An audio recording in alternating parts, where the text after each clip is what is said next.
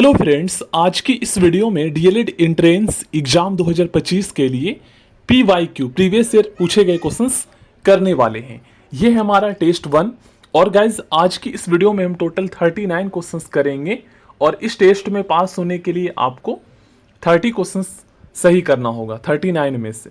Okay friends, तो चलिए start करते हैं।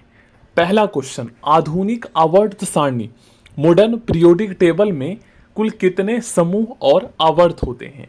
तो आधुनिक आवर्त सारणी में फ्रेंड्स 18 समूह और 7 आवर्त होते हैं।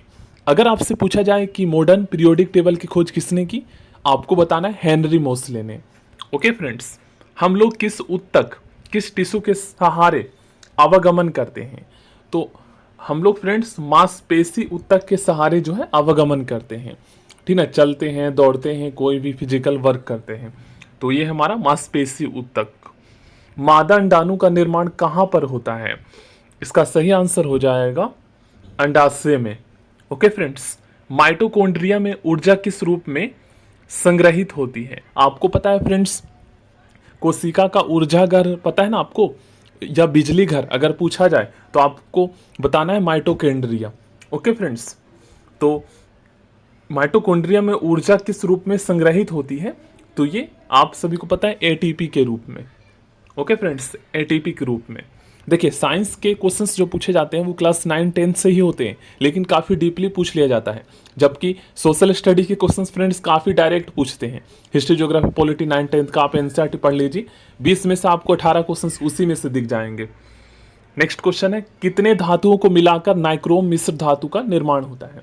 तो नाइक्रोम क्या है? एक मिश्र धातु है और इसका यूज कहाँ होता है फ्रेंड्स?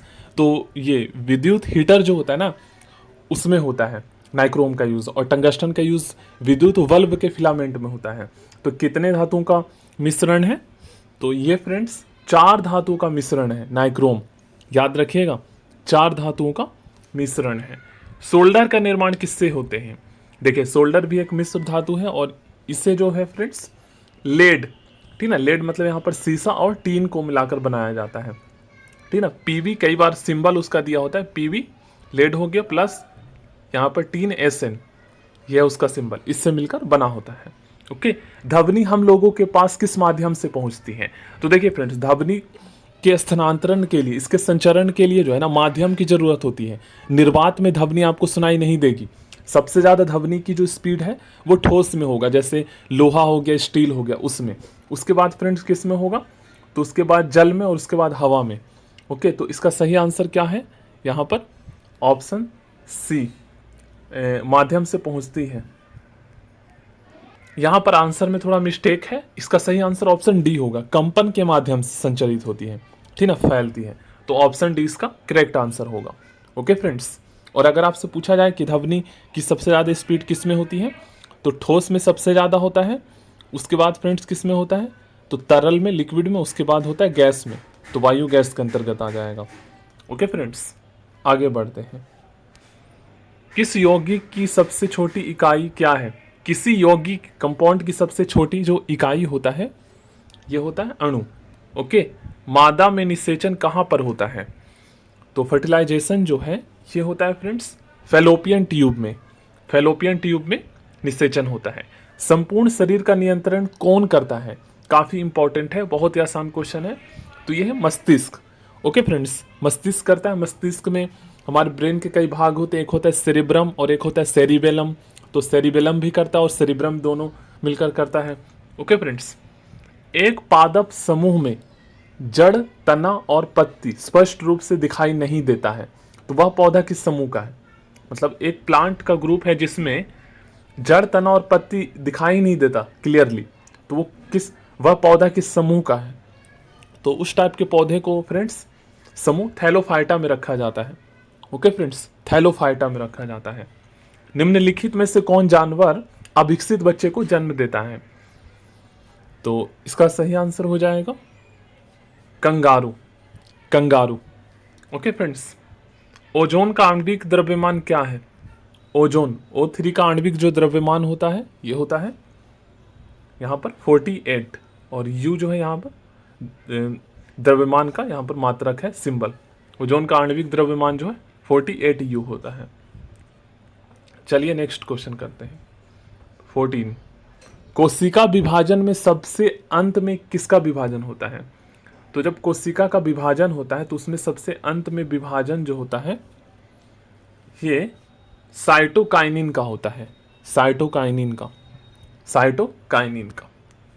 एल्केन का सामान्य सूत्र क्या है? देखिए, एल्केन हो गया फ्रेंड्स, प्रोपेनाइक हो गया, इन सब का हाइड्रोकार्बन वाला जो चैप्टर है ना, क्लास 10th का शायद 4th चैप्टर है वो या 3rd, उससे क्वेश्चंस आते हैं तो कर लीजिएगा।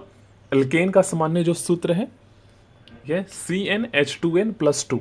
CnH2n+2। जी, ये गैलियम का गणनांक किस प्रकार होता है?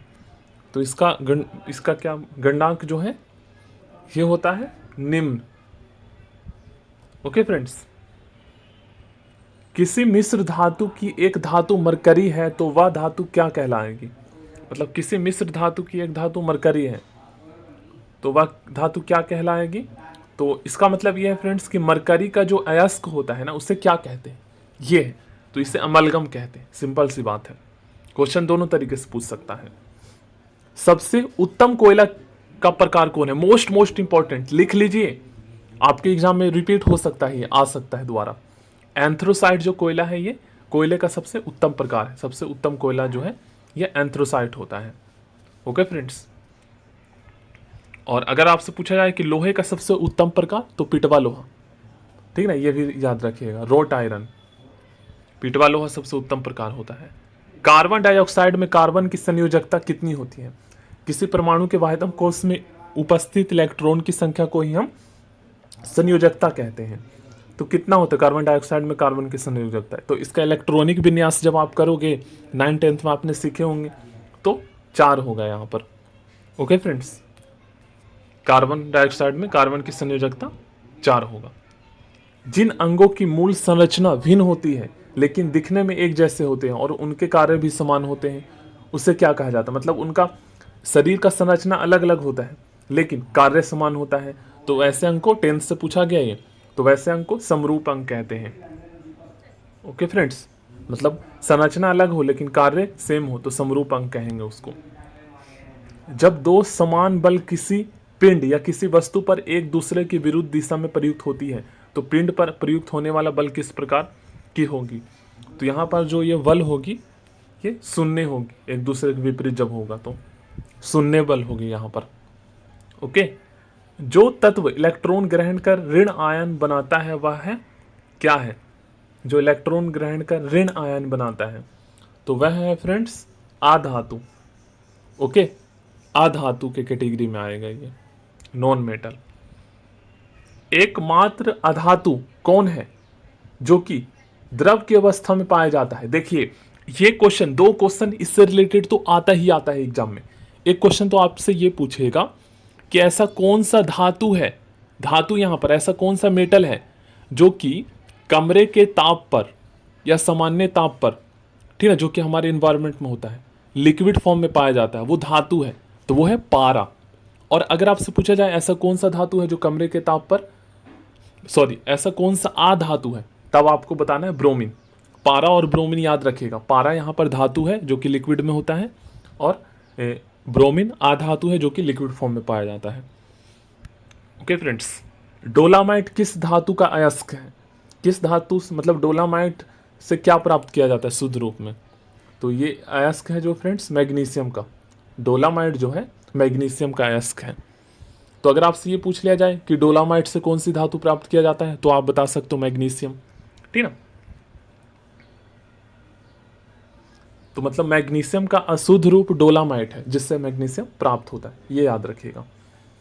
जिप्सम का सांकेतिक सूत्र क्या है?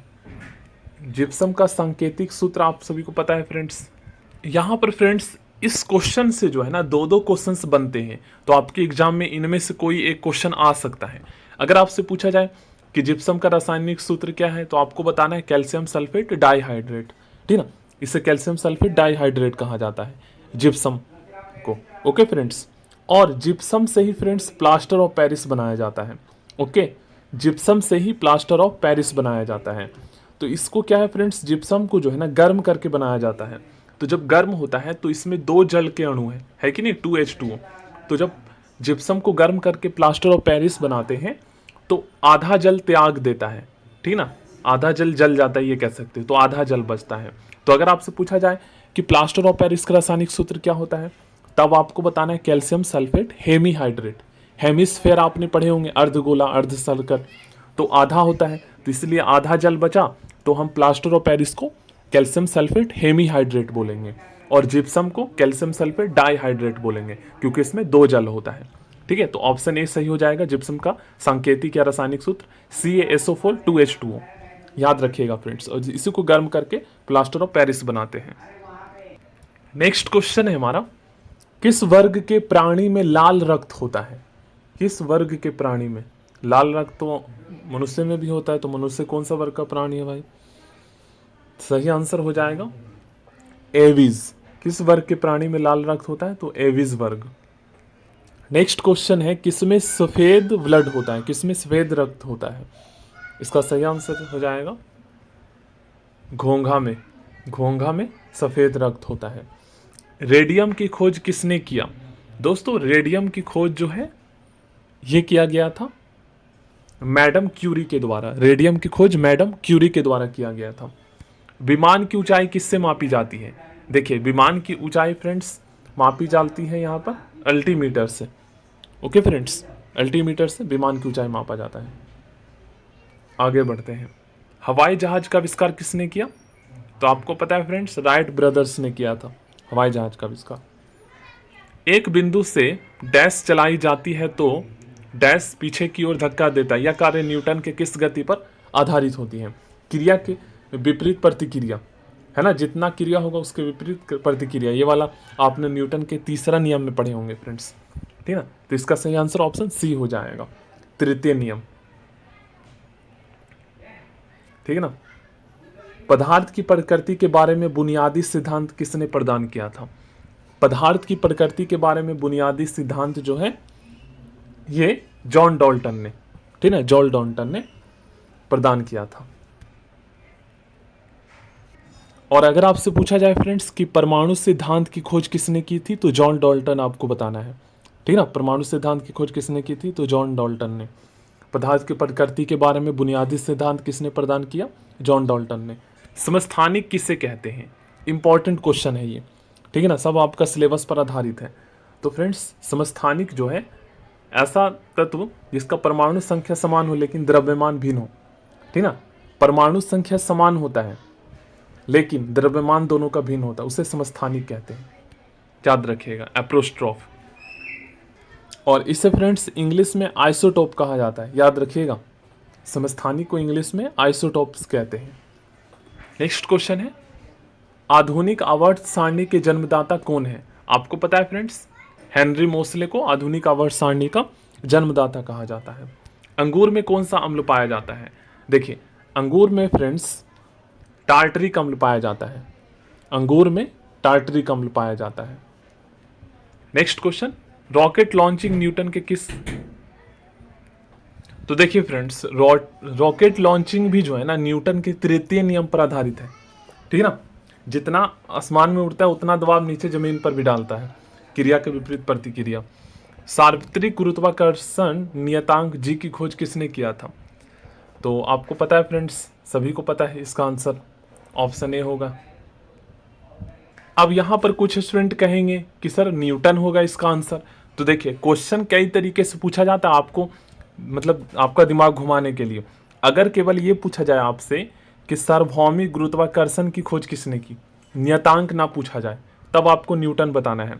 लेकिन अगर आपसे पूछा जाए कि सार्वत्रिक या सार्वभौमिक गुरुत्वाकर्षण नियतांक की खोज किसने की, तो सबसे पहले इन्होंने हेनरी कैवेंडिश ने किया था। तो याद रखिएगा ये पूछा जाए तो।